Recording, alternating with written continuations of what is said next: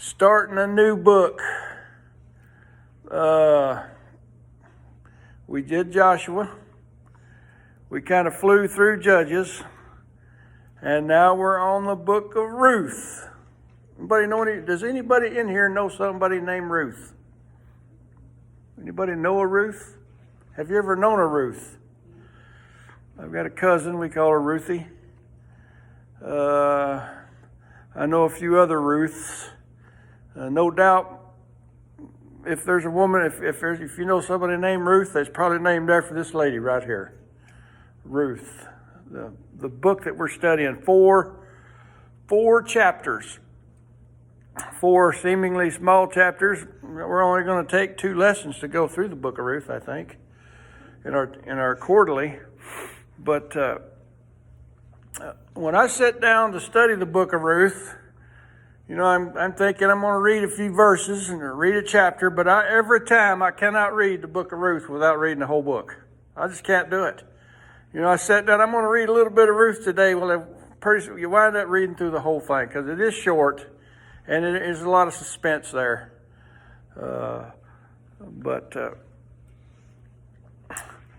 So y'all ready to look through the book of Ruth? I am going to go through and try to do it verse by verse from my Bible. Y'all know I don't read from my Bible, I read from my computer, but I'm going to try to go through this Bible right here, one verse at a time, and we'll just see how far we get this morning. Okay? If you have any comments or questions, feel free to stop me today. Does anybody have any comments about Ruth? Nothing? Joshua, Judges, Ruth. Very fitting that the book of Ruth is put in the Bible where it's put, right after the book of Judges. Because Judges are coming to an end. The Judges of Israel were coming to an end, or starting to come to its end in the days of Ruth. So very fitting place for that book to be. I don't know if y'all remember how much we talked about it. It seems like, I'm only gone for a week, but it seems like we're gone for a month when I come in here. But, the book of Judges got to be extremely negative, almost borderline awful, the way God's people were acting. The things they were doing in the last few chapters of Judges. Thank goodness we're getting to the book of Ruth, a little bit of a sunshine in the dark days of Israel in the days of Judges. So, let me find my glasses. Here they are right here.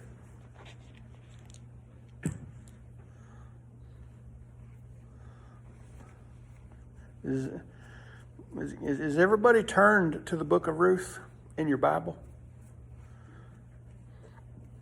You'll skip past it looking forward for it because it's a little bitty book crammed in between a couple of big books. All right, here we go. Let's just see what happens, all right? Most of y'all familiar with Ruth? Yeah? The book of Ruth, chapter 1, verse 1. Now it came to pass in the days when the judges ruled that there was famine in the land, and a certain man of Bethlehem, Judah, went to sojourn in the country of Moab, he, his wife, and his sons. Now, y'all I want you to take on the brains, or not the brains, but the thinking of a preacher with me real quick. I'm going to ask questions, not all of the questions that I ask myself when I'm studying, but I'm going to ask questions, and hopefully, based on what we read here, I'm going to find the answer, all right? If you all want to answer me, you're going to find the answer right here in the text.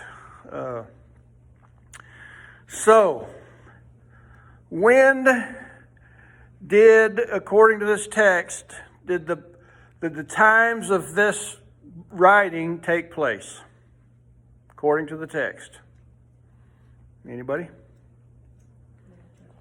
When the judges ruled. Why does the Bible say? Now it came to pass in the days when the judges ruled. Is that something for us to stop and ponder on right there?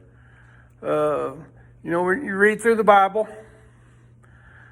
I know you're not preachers, but it's good to just stop and think about things like that. In the days when the judges ruled. And then we think back, well, what kind of days were those? Well, go back and read the book of Judges. Samson was the last high point, which was also a low point. Samson was not, all he's cracked up to be, but he was. God did guide, lead, guide, and direct his life and his attitude towards the brotherhood of the children of Israel. And then we have a few more years where there's not many judges named, and things went a little bit sour, and things got a little bit ugly, and we had a big old civil war right there in Israel, and it was just pretty terrible. And then in those days of the judges, no kings, judges, this passage comes along, right? Now it came to pass in the days when the judges ruled that there was a famine in the land. What's a famine? Lack of food, lack of sustenance. I've never experienced that as far as the nation goes. We grew up very poor, so our home was always in a famine when I was a kid. But as far as the nation goes, I've never experienced that. The whole nation of Israel, there was a famine in the land. That means food was hard to come by. Making a living was hard to come by. The day-to-day living was just flat hard. You suffered. So in the days when the judges ruled, that's where we're going to find out about when this book was written. There was a famine in the land. In what land? In the land of Israel. That's where, of course, God's people were. God's people who rebelled against him a lot. God's people who were unruly. God's people who sometimes went plain pagan and crazy and awful. If you'll remember, go read the last few chapters of the book of Judges. You'll see what I'm talking about. They went more or less insane. And so in those days, there was a famine in the land. So, are you with me? What book are we talking about? Ruth. Ruth is a person, right? So in the days of Ruth, not in the days of Ruth, in the days of when the judges ruled in Israel, a certain man of Bethlehem, Judah, went to sojourn in the country of Moab. A man of Bethlehem, Judah. That means he was of the tribe of Judah. Never forget that.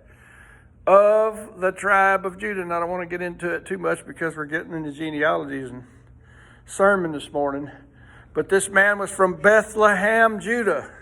Is that Bethlehem, Judah? Does Bethlehem sound familiar to y'all?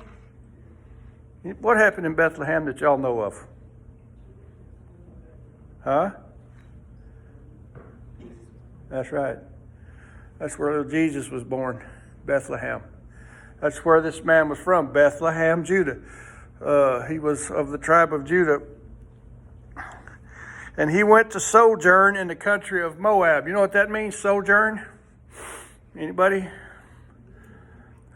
Needing y'all's help this morning because I just ain't feeling good. Sojourn means temporarily stay somewhere. He didn't go down there for a second. That wasn't going to be their residence, the man from Bethlehem, Judah. You know, he went to sojourn in the country of Moab. That means he was just temporarily going to leave Bethlehem, Judah, and go sojourn or take a little break. I don't know what he was thinking. I don't know why he was going down there. I guess, to take a break from the famine that was going on there in Jerusalem. Him and his wife and family were just going to sojourn, stay a little while in Moab. When you think of Moab, does Moab come to, you remember anything about Moab? Y'all ever heard of the Moabites? You remember Moabites caused Israel a lot of grief when Moses came out of Israel, when he led the children of Israel out of Egypt. Remember that? And eventually God had the children of Israel more or less wipe Moab out. Not completely, but mostly. Moab was a bitter enemy of Israel. So isn't that surprising that this man from Judah, Bethlehem, Judah, him and his family went to sojourn in Moab, in the country of Moab? It's kind of odd, isn't it?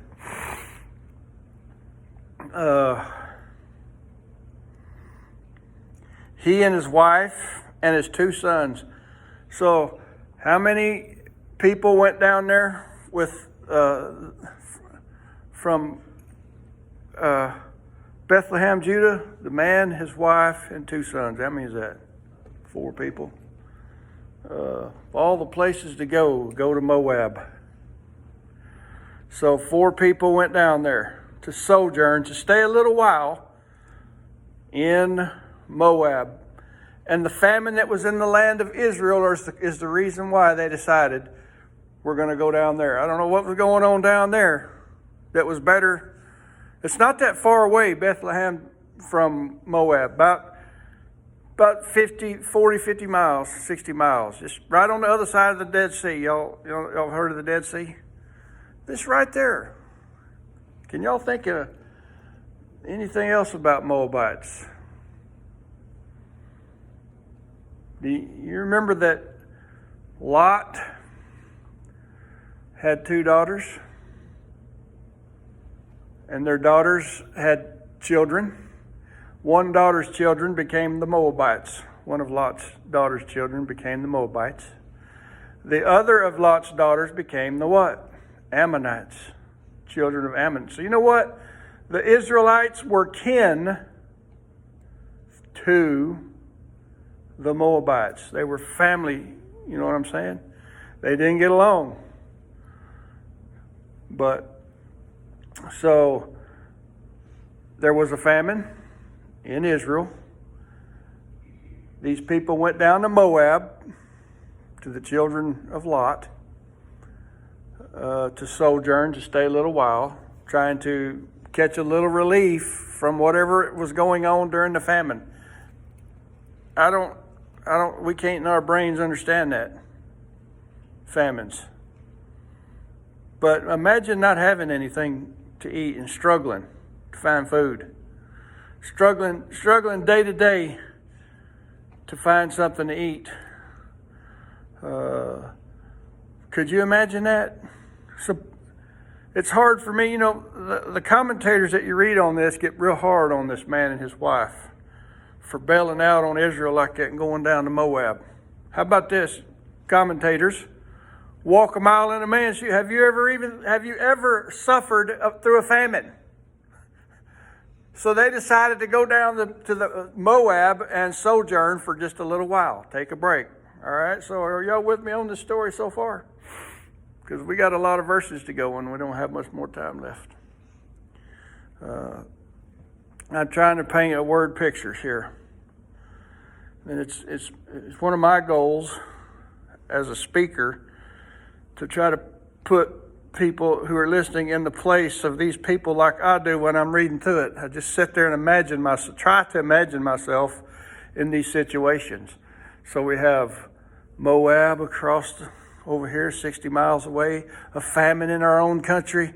They're leaving to go down there to stay for a little while, a family of 4. So the man's name, verse 2, was Elimelech, or Elimelech, depending on who's reading it to you. I always say Elimelech. Hear it pronounced Elimelech a lot. Eli meaning God. Prince. He was a prince. That was his name. He meant Prince of God or something like that. And the name of his wife was Naomi. Do y'all know any Naomis? Huh? Caitlin, you know any Naomis? I know a few Naomis. Means delight, delightful. Naomi's name, names in the Old Testament mean something. Naomi means a delight. She was a person of a delight. That's what the name means, a delightful person. I suspect that's the way Naomi really was, a delightful person. Before they went to Moab, I believe I believe she lived up to her name. That was her disposition, a delightful person.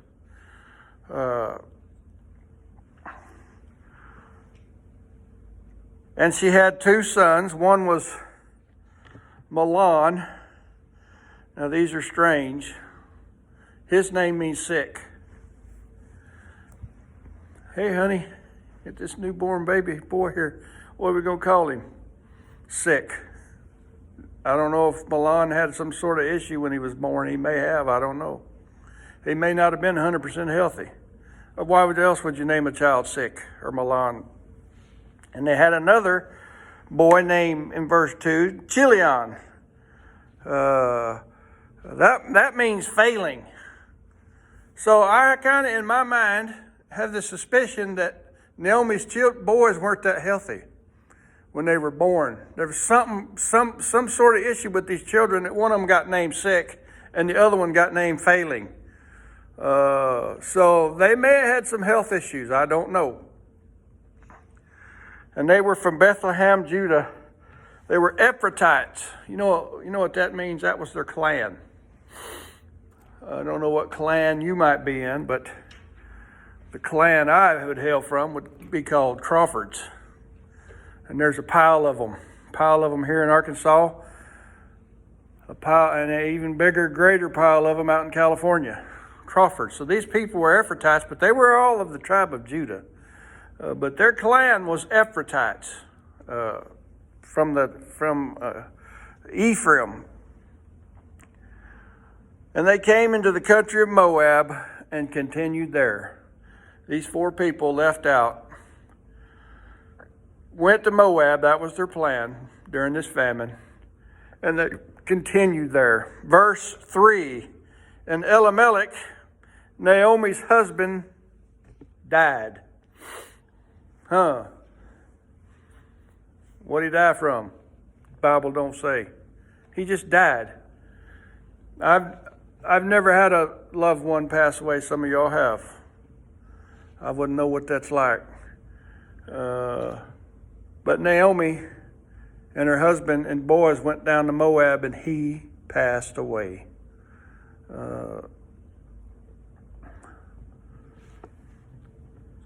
And she was left and her two sons. So it was just Naomi, sick and weak, all left down there at Moab by themselves, right? Y'all with me so far?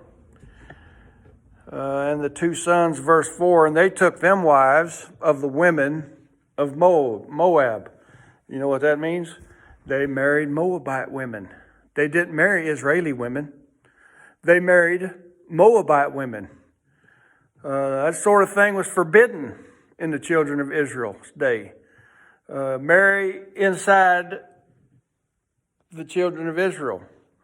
But they went down and they married Moabite women. The name of the one was Orpah, one of the Moabite women, young girls, I think very young, was named Orpah.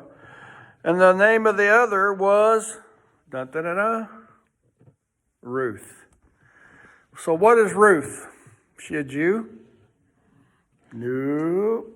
Ruth is a what? She's a Moabite girl. She's a Moabite woman. The Moabites were sworn enemies to Israel, right? So we have these two boys marrying Moabite girls.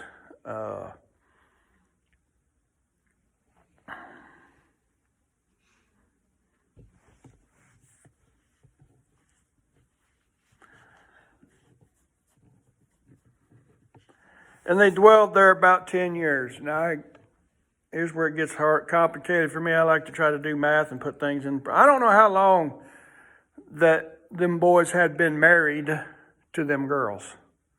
I personally don't think for very long. I don't think Ruth was married 10 years. I think they dwelt a total of 10 years in Moab, and somewhere in that point, during that time, the dad died, and somewhere during that period, them boys married these girls. I don't think Ruth was married 10 years in Moab. I suspect they hadn't been married very long. I think Ruth was a young woman, very young woman.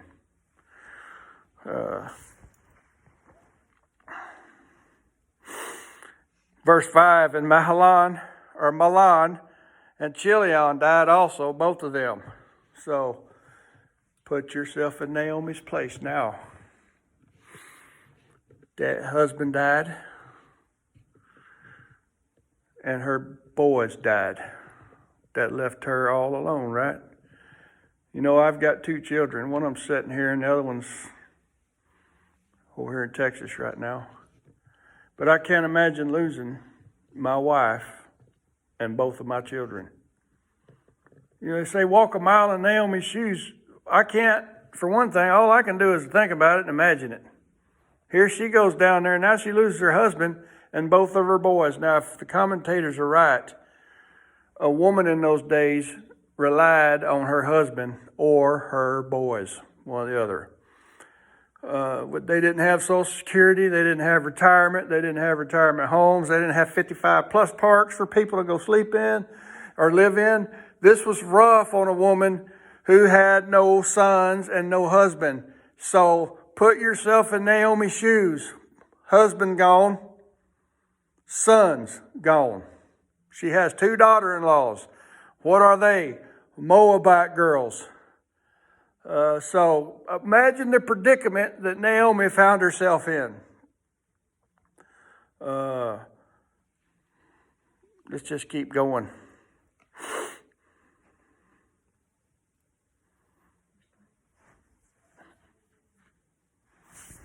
Verse 6.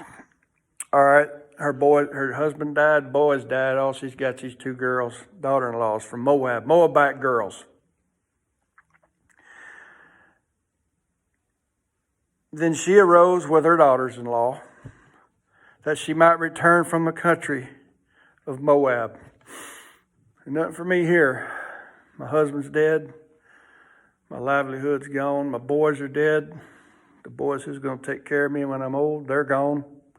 I'm going to go back to amongst my people, Israel.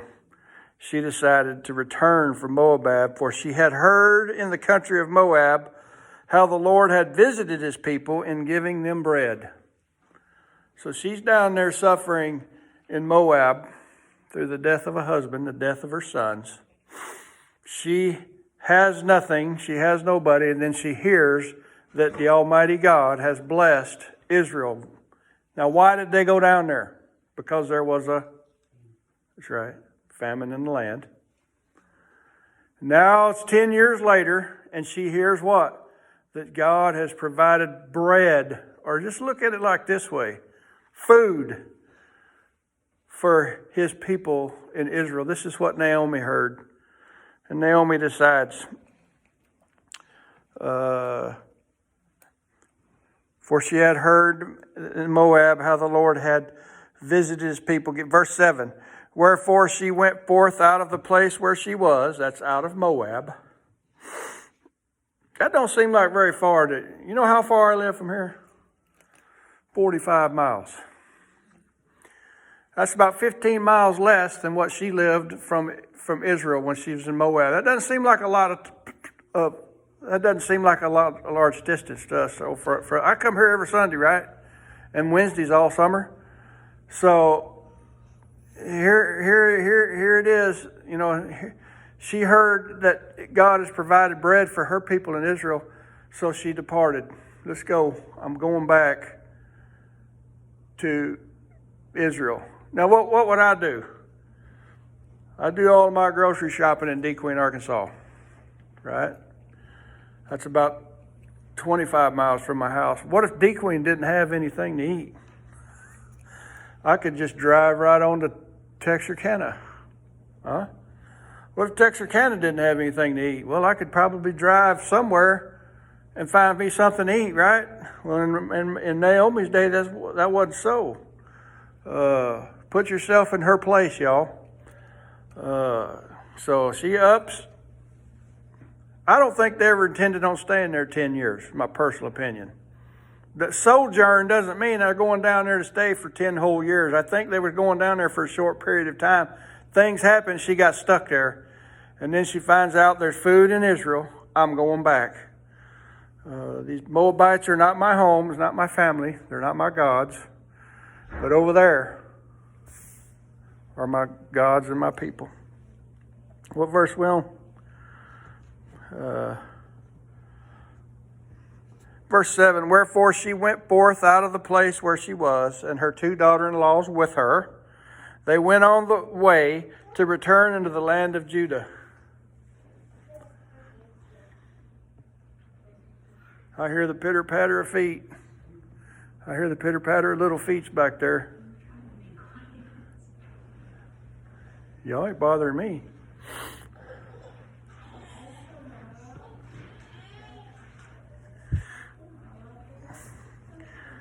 So you kind of get the idea that the 2 daughter-in-laws both left with Naomi, right? They both were going to head down to Israel or back up over to Israel with Naomi. Both of them were headed that way.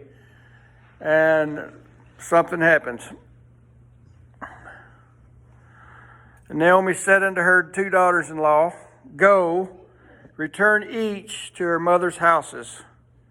The Lord deal kindly with you as ye have dealt with the dead and with me. I don't know what Naomi sensed, but at some point on that trip back, she said, y'all go back home to be with your kinfolk. I am thankful that you all cared about me. I'm thankful that you all took care of me. I'm thankful for you girls, but you girls, go back to the Moabites, to your kinfolk. I think she kind of sensed one of them wanted to go. The Lord grant you that ye may find rest, each of you, in the house of her husband. In other words, go back to Moab, remarry, get another husband, and find peace in that marriage. That's what Naomi told those girls.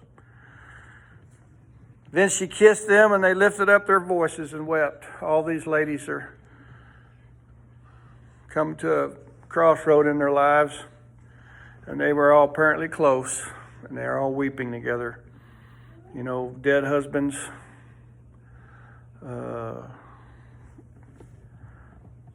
And they said unto her, surely we will return with thee and unto thy people. Verse 11, and Naomi said, turn again, my daughters. Why will ye go with me? Are there yet any more sons in my womb, that ye may be your husbands, that they may be your husbands? So, wow.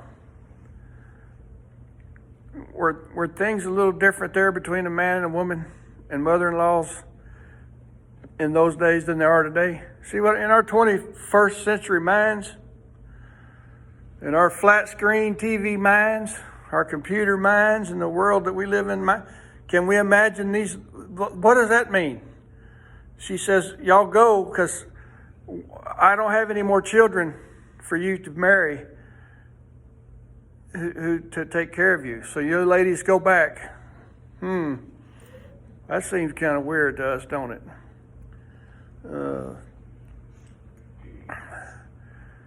She says, look, y'all, I am not going to have any more children.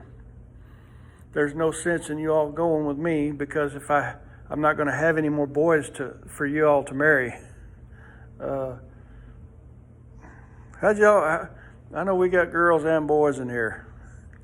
How would y'all? I personally don't want to go back to those days and live.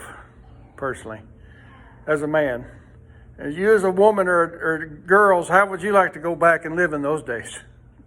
No, but we God ain't asking us to do that.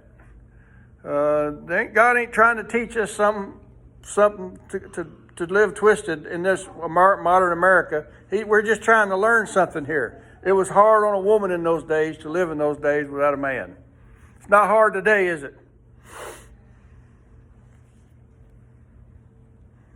Yeah, my wife's back there going, yeah, what am I doing with you? Why am I married to you in America?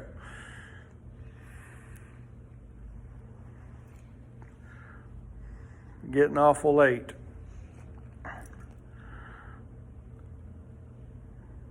And they said unto her, we'll go with you. Verse 11.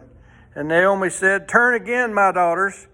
Why will ye go with me? Are there any more sons in my womb? Verse 12. Turn again, my daughters. Go your way. For I am too old to have an husband. I should say, if I should say I have hope, in other words, if I should say I have hope in gaining a new husband, if I should have an husband also tonight, this very day, and should also bear sons, all right? If I got remarried today, young ladies, and I bear 2 sons in 9 months from now, she says, would you tarry for them till they were grown? Would ye stay for them from having husbands? Nay, my daughters, for it grieveth me much for your sakes that the hands of the Lord is gone out against me.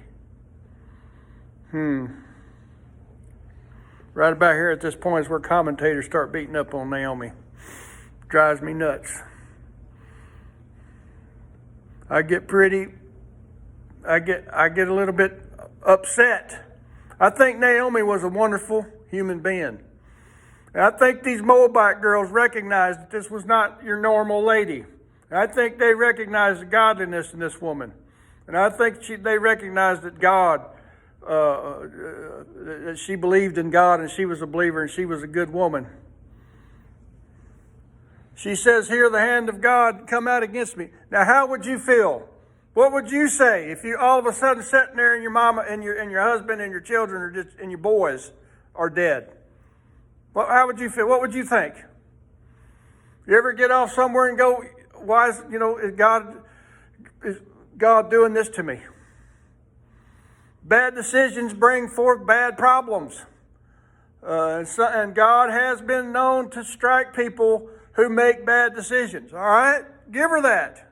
Give her and her husband that. God has been known to do it. If you don't believe that, you haven't read the Bible. So she just said, God has dealt pretty firmly with me. I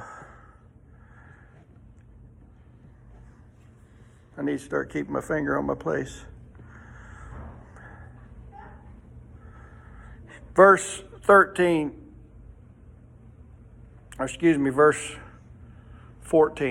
And they lifted up their voices and wept again. And Orpah kissed her mother-in-law, and Ruth clave unto her. So Orpah said, you know what? I'm kissing you goodbye. Orpah's like, I'm going back. You know, you admonished me to go back, I'm going back. And she kissed her mother-in-law goodbye. That's what that means. And it says, but Ruth clave unto her. That means Ruth wasn't going anywhere. The one daughter went back. Ruth's like, I ain't going anywhere. I'm cleaving or clave or stuck or clave to you. I'm not going anywhere. Orpah left. I'm not going anywhere. And verse 15, she said, behold, thy sister-in-law is gone back unto her people and unto her gods.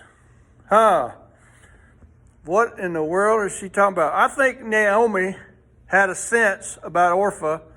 I don't think she had that same ideal about Ruth, but she kind of knew. And sure enough, she gave Orpah leave.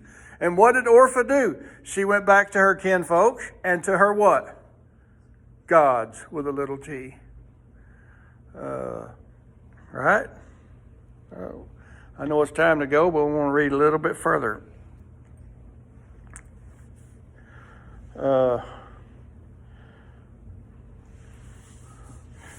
Verse 15, return thou after thy sister-in-law. All right, go do what Orpha's doing. And Ruth said, I like this. Entreat me not to leave, or do not ask me to leave, Naomi, or to return from following after thee, for whither thou goest, I will go, and where thou lodgest, I will lodge. Thy people shall be my people, and thy what? God, singular, shall be my God. Naomi was a lovely, godly woman. And you know who else was? We're going to find out. We're not going to get into any more of this. We're done. Ruth was a lovely, godly woman. And these two women clicked together. Ruth loved Naomi's God, and that's the word she used, by the way, Yahweh or something like that. The very same word for the only God. I will be your people will be my people, Naomi, and your God will be my... What does that tell you about Naomi and her husband? They knew who God was. These girls found out who God was. No doubt, those people had taught them girls about the Almighty God, and one of them decided, I love your God. I love you, Naomi. I like where you came from. I like the kind of person you are, and I love your God. Your God made you who you were. I'm going back to be with you, and I want your people to be my people, and I want your God to be my God. Don't tell me Naomi was a backslidden, cold, and indifferent woman. No. She just lost her husband and children. What kind of person would you be if that happened? But this girl, Ruth, recognized. The other one didn't. She went back to her family and to her gods. I think Naomi probably had a sense about that when she stopped and told them to go back. I don't think she was a bit surprised that Ruth wanted to stay with her. And you know what? We're not going to get into it this morning, but we're going to find out. If you'll go back, go read it again. You know the best way for us to go through the book of Ruth in our Sunday school is for you to read Ruth every week till we're done. What is that, 2 or 3 weeks? One more week after this? Read the whole book. By next week, read it again. You're going to find out, and I want you to sense this as you're reading how sweet Naomi, what kind of woman she was. You're going to read that she's going to say, don't call me Naomi anymore, call me Mara, bitter, right? You'll read that. Well, put yourself in her shoes. But I want you to see how she believed in God. I want you to see how Ruth believed in God. I want you to see how they both knew about the kinsman redeemer. That's something in the Old Testament. That's something under the law of Moses. They loved the law of Moses. They loved God, to hear about God. These two women, Naomi and Ruth, are going to work out in their minds through Scripture, through the Word of God, what they needed to do. So don't beat up on Naomi. Don't beat up on any time. They get pretty hard on Ruth, some of them commentators do, when it comes to that other guy, Boaz is coming along. But I want you to always keep that in mind. These were good. Let's forget Naomi just a second. We're going to close with this. Ruth was not like all of the other younger women. She wasn't like the rest of them. She was a mature woman. I believe she was mature, and she was mature enough to recognize through Naomi God's love and what a devoted person ought to be. She was devoted to Naomi, therefore she was devoted to Naomi's people. Boaz. She was also devoted to Naomi's God. And we're going to have a whole lot, hopefully next week I feel better. We're going to have a whole lot more to say about.